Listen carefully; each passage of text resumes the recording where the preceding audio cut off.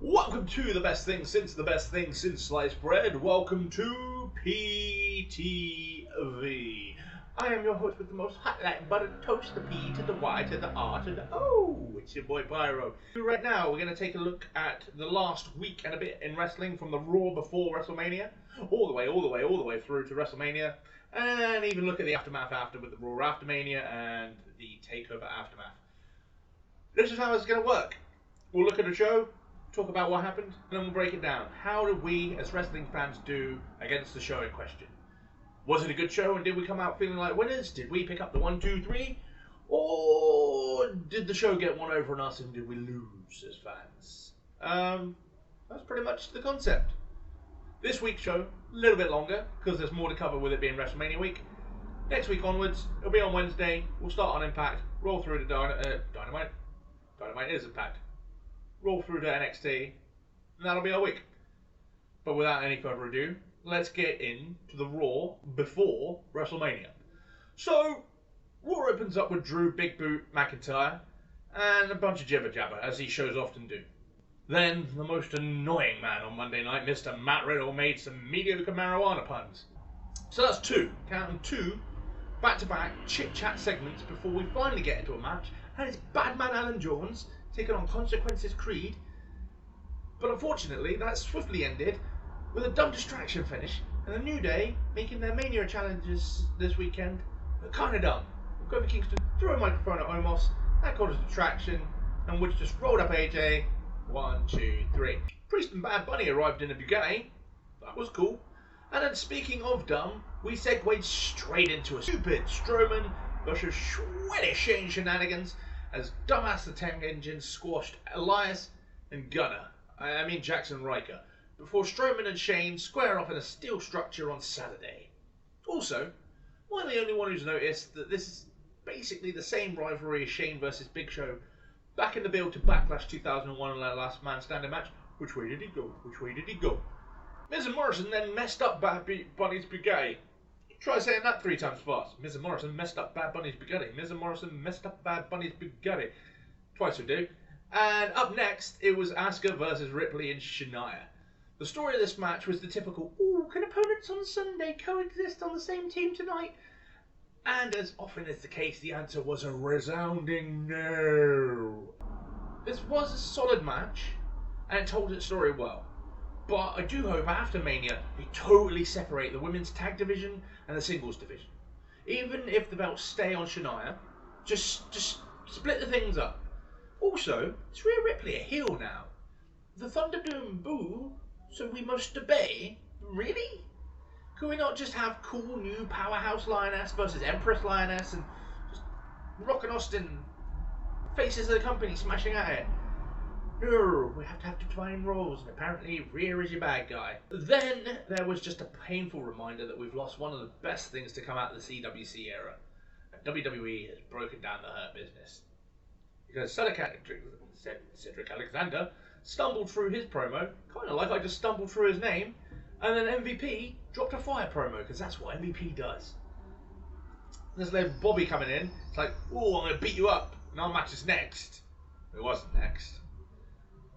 Yeah, before the primetime Alexander took on the Almighty and give him a go-home warm-up match for Mania, we had to get through a bunch of jibber-jabber. We had to squeeze in chit-chat to set up our women's tag team turmoil on Saturday for starters. Real long time between them going, I don't like you, let's have a match right now, and at least 5-10 minutes passed, and then they finally had the match. And even when it did happen, it still didn't happen right away. Shelton Benjamin, Cedric Alexander, they jumped Big Bad Bold Bobby before the bell. They tried to beat him up. But once the bell did ring, and the Almighty did his thing, and probably demolished Cedric Alexander before tacking him out to the Hurt Locker, the Almighty wouldn't let go, and Shelton Benjamin tried to make the save for his body.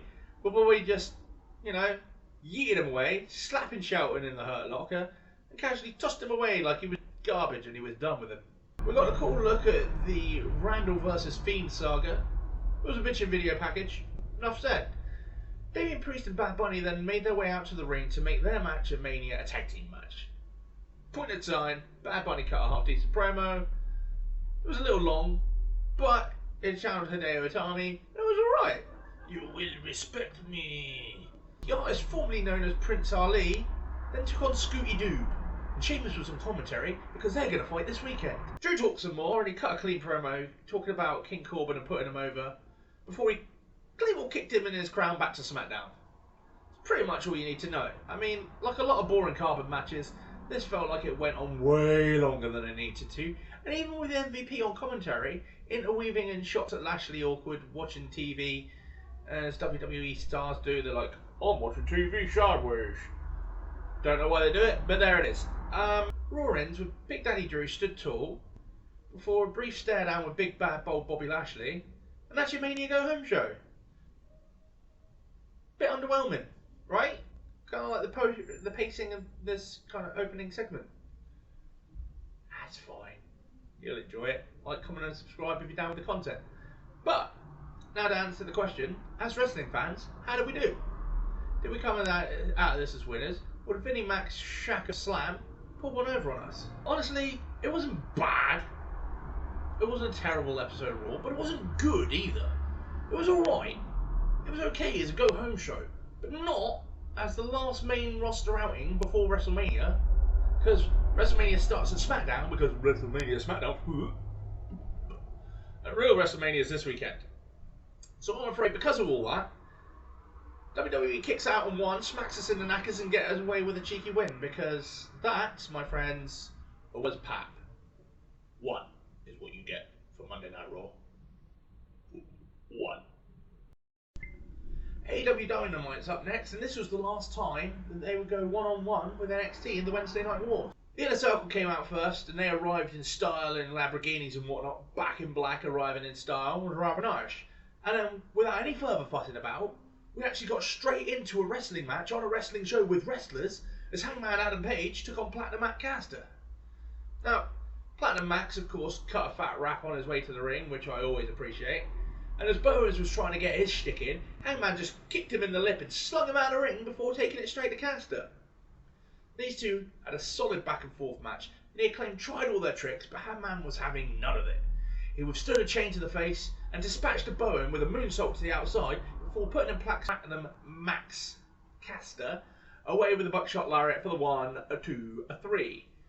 AEW then continued to prove that almost everything they do matters, as we lined up a 6-man match between Death Triangle and Best Friends, because Cassidy hadn't forgotten them beating his freshly squeezed ass up back at Revolution 2020.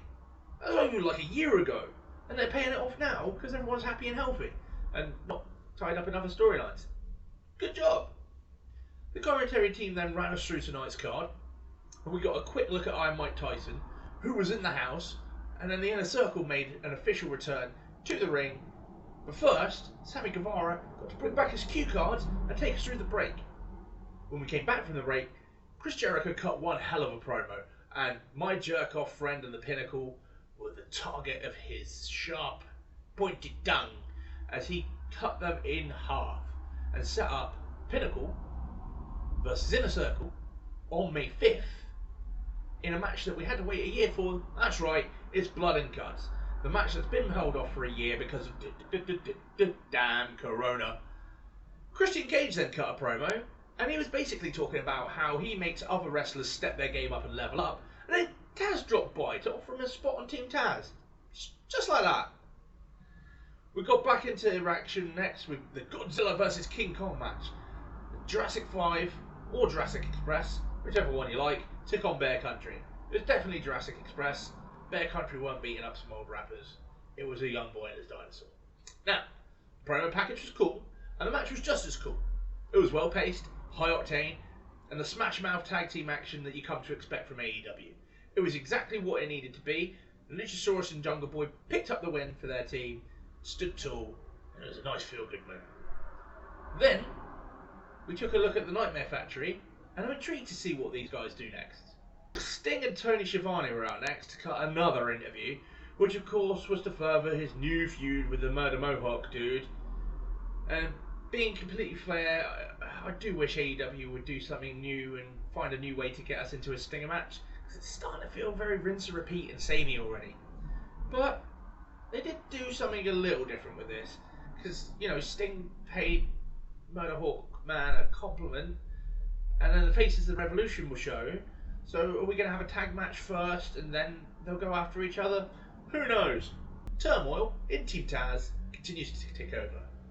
It's quite the mouthful, but you can't say that 3 times fast. Let's move on swiftly with Darby Allin and this wrestling dad Sting as he defended TNT title against JD Drake. Now, this match did all sorts. Early on, Drake's mates Caesar and Nemeth were trying to give Darby lip, but Sting chased Hollywood Hunk away with his baseball bat and levelled out the odds just a little bit. Like a lot of TNT title open challenge matches of the past, this was the arrival and coming out party of JD Drake, and he and Darby put on a classic. The two went back and forth, then Darby played damaged sponge for a while before he did what he does best and just started swinging himself around. Darby Allin is delightfully insane and I love him, and his matches are awesome. The champ retained after a top rope code red and a coffin drop, but then things went 8 shades of cray cray as the HFO arrived to jump Darby, but then the Dark Order came out with the save and Sting was there with his baseball bat and the good guys were going at it and they had the numbers game, so most of the HFO ran away and scarpered to fight another day, but then they left the bunny behind to take an ass whooping from Ty Conti for that match later on. Now you might think as a segment that match would be next, but like me, you'd be a sucker. The Pinnacle then beat the living piss out of Chris Jericho. After they'd locked the rest of the Inner Circle in their locker room, they dragged Chris Jericho out. They just kept wailing on him. They hit him with a double pile driver, and then the Inner Circle tried to break out, like Shining style, smash their way through the door. All that was missing is a "Here's Sammy." But before they could get out to make the save, who would have actually arrived to save Y2J? None other than an Iron Mike Tyson, the punchy man, because that's how you do the punches. The baddest man on the planet beat Sean Spears like he owed him money, and then the Inner Circle turned up, and Tyson stood tall and held the ring with the good guys, and it would seem that Jericho and Tyson have squashed their beasts from last year. And again, AEW does a good long-term storytelling job. Hey WWE, take notes, drastically. Britt Baker then cut a quick promo, it wasn't bad, and then we rolled into Ty Conti versus the Bunny. Now this match might just be the best the Bunny has looked since Ali arrived in AEW, and Conti continues to get better week in and week out. This was a great match. Despite the outside being littered with the HFO and the Dark Order, none of them really came into play until the top end of the match, giving these two women the time and attention they deserve. Of course, things got a little mental at the end of the match as Matt Hardy tried to interfering, which caused the Dark Order to step up, and a brawl broke up between them, and then the FHO got involved, and then Bunny used this as a distraction to nab Kashida's kendo stick and smack Conti in the noggin with it. But the distraction ran on too long for Bunny's own good. That allowed the champ to get her cane back, and Ty Conti then later picked up a 1-2-3 after a DDT, 1-2-3, Conti wins. And then it was on to our main event. It was 6-man tag action between Moxley and the AEW tag champs, the Young Bucks, and they were taking on Kenny Omega and those kiss-catching Good Brothers. And this match was awesome as well. Now, the storytelling in this match was top-notch, and the theme for the week was the story of the friendship between the Bucks, mostly Matt, and Kenny Omega. Matt really wore his heart on his sleeve here, and kept checking on Kenny anytime that he hit a big move on him, which after a while just rattled Moxley, and even Nick a little bit. This all came to a head when the Bucks had Omega prone, and they were about to hit the BTE trigger on him, but Matt just couldn't bring himself to do it. And this is where Moxley had had enough. He tagged himself in, he pushed past the Bucks, got them out of the way, and hit Omega with not one, but 2 paradigm shifts before locking him in the Bulldog choke. But before the lunatic could get the win, the Young Bucks turned on him and super kicked him right in the face. Literally, straight to oblivion. Now, this brought out Eddie Kingston to make the save, but the Good Brothers just gave him a magic killer for his troubles, and then got in the back in the ring, and they hit Moxley with a magic killer, and then they just kind of plopped Kenny Ring on top of Moxley, so he could get the 1, 2, 3. Now, I feel like we've seen a Bullet Club reunion here on Dynamite, and as it went off the air, Kenny, Don, and the Good Brothers and the Young Bucks all shared a hug, and if you pay attention, you even see Matt put his arm around Don. Is this our new elite? I kind of hope so. Guess we'll have to find out next week. So, how did we, the wrestling fans, do against AEW? I think it's safe to say that we come out of Dynamite feeling like winners, and we picked up the 1, the 2, and the 3. But how would NXT do in the last leg of the Wednesday Night Wars in comparison? Let's look at NXT TakeOver, stand and deliver like none, right now! And so we roll from AEW Dynamite into NXT TakeOver Stand and Deliver Night 1. The first half of the pre-show was basically just breaking down the card as is norm, but we did get in-ring action eventually with Toni Storm versus Zoe Stark. Mickie James was on commentary here, and it was a solid match. Zoe Stark really arrived, and she even managed to pop Mickie James on commentary with a close 2-fall about 2/3 of the way through the match. Toni Storm went for the Storm Zero, but Stark showed her smarts and employed the most successful move in wrestling history, the Surprise Roll Up, and snuck in a slide win with the 1-2-3. And it's cool that women are being bookended at either side of the show tonight between our opener and the main event between Gonzalez and the Champ.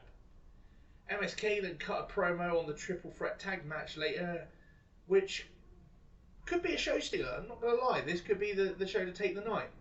Then we were back to analysis for a bit, and Samoa Joe held a trio of incredibly insightful interviews throughout the pre-show, with Tommaso Ciampa, with Raquel Gonzalez, and with Io Shirai respectively.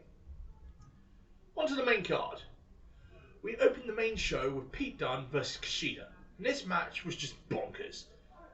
They built by brilliant psychology, and it was all around working the arms, and they tried to tie that in with the finish as well, because after having his hand absolutely mauled by Dunn, Kashida went for a big old punch, but he did more damage to himself, and that allowed Pete Dunne to hit the bitter end, pick up the win, and claim the moniker of the best technical wrestler in NXT today. Gourmet Eliminator was next, and WWE just does these matches really well, plain and simple. Leon Ruff and Swerve Scott kicked things off, but Killshot wasn't waiting for the bell, because Ruff's music hit, and he just came flying out because he got jumped by Swerve. The two brawled on the outside for a bit, and Ruff pulled off like this sick Spider-Man spot on the apron, and that came out in the opening movements. The two went back and forth for a bit and swapped some sweet spots, including a beautiful corkscrew cutter off the announce table, and then Bronson Reed headed out. Now, Ruff tried to literally jump the Colossus, but Reed just yeeted him over Swerve and into the ring, and it was big boy season. Reed then went on to yeet both Swerve and Rush at the same time, and Cameron Grimes hit the ring whilst everyone was recovering. The rich redneck tried to buy off Swerve Scott, and the two beat up everyone else for a while, and Reed tried to re-emerge, but then he got kicked and they weren't having any of it, and the heels cut the monster off and went back to abusing Leon Ruff until Dexter Lumis headed into action. Now, this is where the match got a little bit weird, because Swerve eliminated Ruff during Dexter's intro and sent him to the back, and then the bad boys tried this trick on Lumis, but he wasn't having any of it, and the Silent Psycho cleared house, until Reed stepped up, and then those two went at it for a bit. Now, we already knew that LA Knight was going to be the last man on the match, and since everyone was down when he arrived, he decided that he was just going to cut a promo on his way to the ring, but he was so busy running his mouth, he didn't notice thick boy Reed come up behind him and yeet him into the ring, and then the table was set. LA Knight eliminated Lumis after rolling him up, whilst Lumis had Grimes in a submission hold, and that was just genius. Lumis didn't take too kindly to that though, and he beat him up a bit later, but not before Bronson Reed could take out LA Knight with a big old sense on, and then we were down to 3 men. Swerve rolled up Grimes with a fistful of tights, and we got down to the final two, the Iron Man Swerve and the thick boy Bronson. These two went back and forth in this match for a great showing, and both of these competitors came out ultimately feeling bigger because of it. But Bronson Reed won, and he earned his right to fight Johnny Gargano on night 2 for the North American title, and that's how that went down. TakeOver continued being a freight train though, as we were going to roll right into the NXT UK title match between Tommaso Ciampa and the unstoppable Walter, who had held the NXT UK Championship for over 730 days. That's just mind-boggling. This match was bowling shoe ugly, and it was a wrestling classic. These two just beat the living shiznit out of each other. At one point, Walter chopped the dang announce table in half. That's how mad this match got. Ciampa rolled back with forever clotheslines, But Walter ended that crap with a thunderous clap of one of his trademark slaps. Ciampa got a 2.99999999 with a fairy tale ending, and Ciampa worked on Walter's injured right hand and beautifully did that during the match. And it led to a few close calls, but Walter amazingly won with a fucking chop. He used the injured right because, let's face it, the left just wouldn't do the job, as we got shown throughout the match. And then, yeah, just a redonkulous killer chop. Still. And just a killer chop. And still, NXT UK champ, the ring general, Volta. To give everyone a breather then for a moment after an absolute classic, we saw a quick promo from Frankie, who I'm assuming is the owner of the little dog and not the pupper itself. Although if I'm being totally honest, if we can have a swamp zombie fiend, why not a wrestling like dog? I'll be all for it. Bronson Reed cut a solid promo ahead of his title match tomorrow, and of course Johnny Wrestling had to get his words in as well. But just like that, as soon as you've taken a short break, it was right back into triple threat match to crown the new NXT Tag Champs as MSK, Legado del Fantasma, and GYV got on it in a triple threat match. And this was the perfect palate cleanser before the main event. And that's not to say that this match was anything to snooze on. In fact, in comparison to the hard-hitting classic before it, this hyper-speed, hyperactive, high-speed spot fest was so insane, if you so much as blinked, you might have missed at least 50 moves. These three teams did it all, and actually as a triple threat tag match, with one man legal from each team at once. Pay note, WWE main roster, this is how you do multi-team tag team matches. Like I said, these guys did all the moves, and for a bit of the match, GYV and NMSK, anytime they got the upper hand, LDP were there to break it up and get in shots of their own. However, at the top of the match, MSK and GYV each got a member of LDP and hit them on the outside with insane double team moves, including a suicide dive doomsday device, so that the close could come down to a rematch of the Dusty Cup Classic Finals. In the end, it was those high-flying rascals MSK who picked up the win to become your new NXT Tag Team Champions. But what a match it was by all three teams. NXT Stand and Deliver really stood up to its name tonight, as these men and women all stood and delivered some genuine wrestling excellence, and we weren't done yet. As now, it was time for the main event of NXT TakeOver Night 1, and the NXT Women's World title was on the line between Raquel Gonzalez and Io Shirai. As the match got underway, Dakota Kai tried to get involved early, but got caught red-handed and the ref sent her packing to the back. Io Shirai tried to take on to the skies, but Big Mama Gonzalez's power was just too much to overcome in the early going. But as much as Raquel threw at the champ, Io just kept kicking out and would not stay down, which has been the story of the build to this match so far, and for the match itself.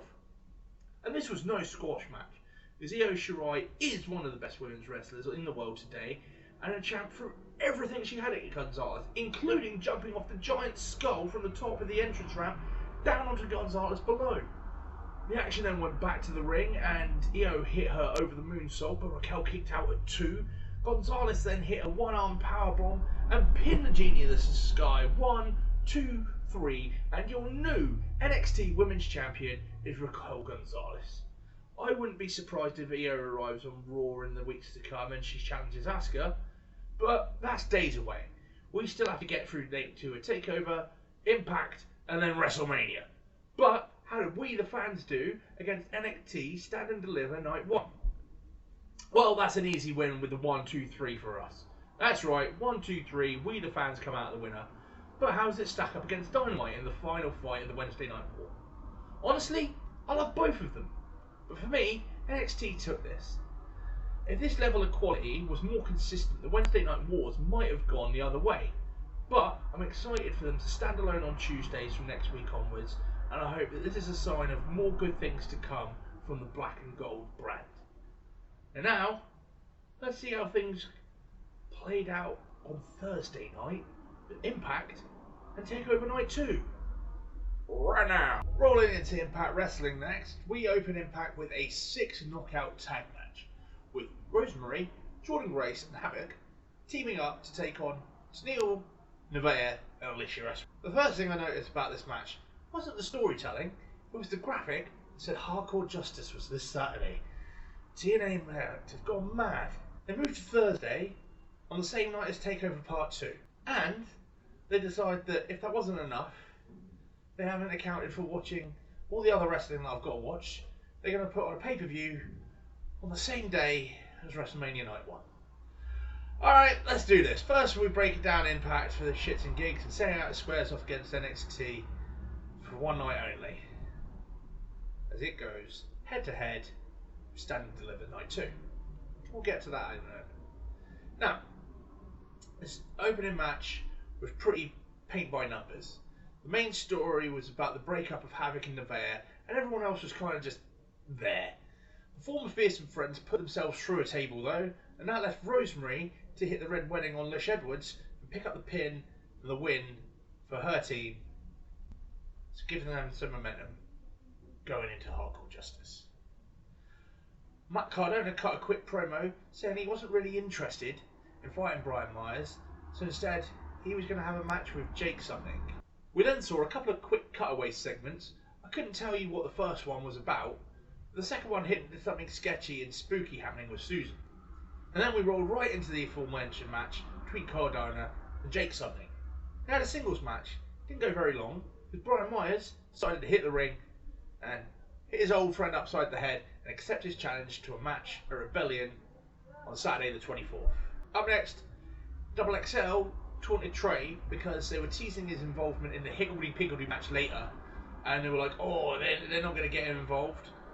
And then we rolled right into a video package for Violent by Design, and Eric Young was trying to hype up Dina ahead of his match later. And then it was time for the Higgledy-Piggledy tag match between Sami Callihan and maybe Trey Miguel and Double XL. The big boys were out first, and then came out Sami, and Trey's music hit, and at first there was nothing. But then it hit a second time, and semi-surprisingly, out came Trey. The reluctant odd couple had trouble working together at first, but slowly began to find a way to work together to get the win over the Fat Fucks. And I'll be interested to see how this relationship plays out over the next few weeks. We then took a trip to Swingers Palace. And Chris Harris is still about for now, and I hope we'll see a proper AEW reunion later in the future, but we'll have to wait and see. But for right now, it's time for Chris Sabin to go one-on-one with Dina from VBD. This was an alright enough match, but I can't see Sabin without thinking of Motor City Machine Guns, and I can't see Storm without thinking of Beer Money or AEW. Dina tried to cheat to win, but got put away with a cradle shock for his efforts, and the 1-2-3. And after the match, VBD beat up the Wildcat backstage, and Rhino and Dina beat up Sabin and the Cowboy in the ring. Now, if this does lead to Violent by Design versus America's Most Wanted and the Motor City Machine Guns, and that happens in the near future, maybe at Rebellion in a couple of weeks, then I will be a very happy Pyro. Tommy Dreamer then hooked something up for Hardcore Justice, but I couldn't tell you what it was. It was something about tag team partners and mystery men. Then we cut to another segment where he's backstage George acting with EY, and he set up VBD versus Tommy Dreamer and friends at Hardcore Justice, and at least this setup was coherent if nothing else. We then took a look back at the career of Jazz, which was cool because she's having a title versus career match against Deonna Purrazzo at Hardcore Justice. Virtuosa then had some words of her own, and I'm looking forward to seeing this pan out. This then led to yet more chat, but I guess we'll have to get the setup for Saturdays in somewhere, so Brian Myers is having a hardcore blindfold match, because that's the thing now. But then mercifully, it was time for our main event. Now, our main event this week was a 6-man tag match pitting Willie Mack, Eddie Edwards, and the Impact champion Rich Swann against the Biz Cliz, the Good Brothers, and AEW champion Kenny by God Omega. This was a solid back and forth match that came to a head with a sweet combo of moves and some offense from the good guys. Willie Mack took out Big LG, Rich Swann dropped Carl Anderson with a cutter, Eddie Edwards then followed straight up with a Boston knee party, and the champ put on a punctuation point with the Phoenix Splash off the top rope. 1, 2, 3, win for the good guys. Now, Impact was solid, sure, but it wasn't anything special. So, for this, and Raw feel like just odd ones out in the build to Mania week, and Hardcore Justice on Saturday. But how did we, the wrestling fans, do against TNA Impact's first show, home on Thursday nights, as they called it? Well, like I said, it was good, but it's not great. So Impact just about kicks out at 2 and snuck away with a win. How does it line up against TakeOver Night 2? Well, NXT would have to get something very, very wrong to not outdo this. So let's see what they've got right now. So for NXT TakeOver Stand and Deliver Night 2, the pre-show was once again a 50-50 split of analysis and action. Samoa Joe held interviews with Cross, with Balor, with Kyle O'Reilly, and with Adam Cole, baby! And again, these were really insightful and sound, and a good way of letting you know why these people were going to go at it later in their respective matches. The action kicked off on the pre-show with a tag team match between Breezango and Drake and Dane to set up #1 contenders against MSK, maybe next week, maybe just down the line in the future. This match was alright, but it wasn't much more than just a fan-pleasing crowd warmer and a good excuse to squeeze these two hard-working teams into a match at this Mania week. The odd couple won over the experienced pair of Breezango after Dane powerbombed Drake on top of Fandango to pick up the win. And I've got to say, I quite like that sacrifice powerbomb. He just takes his own partner and boosh, he eats him. Throughout the pre-show, it was established and stated that the bar had been set somewhat high the night before, and that the superstars would really have to work cut out for them to get things right tonight. The main card kicked off with the ladder match to unify the Cruiserweight titles, and this was a fantastic ladder match that pit Legado del Fantasma's Santos Escobar against the Irish ace Jordan Devlin. It fit quite nicely alongside similar installments from Mania weeks past. Jordan Devlin pulled out an awe-inspiring moonsault off the top of a ladder and a Spanish fly from off the ladder, but Santos sent him flying from the top of the ladder down through another ladder, and nothing was standing in the way of Escobar, solidifying his legacy as he claimed both belts at the top of the match to walk out of TakeOver as the undisputed NXT Cruiserweight Champion. We then went straight into the NXT Women's Tag Title match as Shotzi Blackheart and Ember Moon defended their belts against the Waves, Indy Hartwell and Candice LeRae. These four women put on a solid match of two halves. The beginning was a bit slower and more deliberate to allow the crowd time to catch their breath and breathe after that mad opening ladder match. The second half was all go, and after a double eclipse and a big senton off the top, the champs retained against the Way. But the night wasn't over for the Way just yet, as up next it was time for Johnny Gargano to defend his North American title against the previous evening's gauntlet winner, the colossal Bronson Reed. This match was a solid back and forth for David and Goliath, but with a twist. And the twist was, Goliath can fly, yo! But the fixed pigeon's wings were made of wax because the big boy Bronson crashed and burned on a gargantuan moonsault, which opened the door just long enough for Johnny Gargano to hit back and forth finishes on him, and with the second one final beat, lead to the 1, the 2, the 3, and Johnny TakeOver retains his North American belt.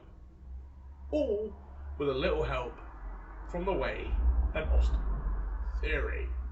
We then had a patchy highlight package looking back at Night 1's event before we came back to action with the NXT title match between Finn Balor and Carrie Cross. This match had a stellar video package highlighting the similarities between champion and challenger, as well as the build to the bout itself. The match was a clash of stamina monsters and a test of the two to see who could outlast who. The Prince threw everything he had at Cross. After landing a kick to the liver, he worked the midsection over, and it looked like the champ might rob Cross of his wind and drown him in the deep waters, which is something that the commentary kept putting over. Could you know Finn out-stamina monster Cross?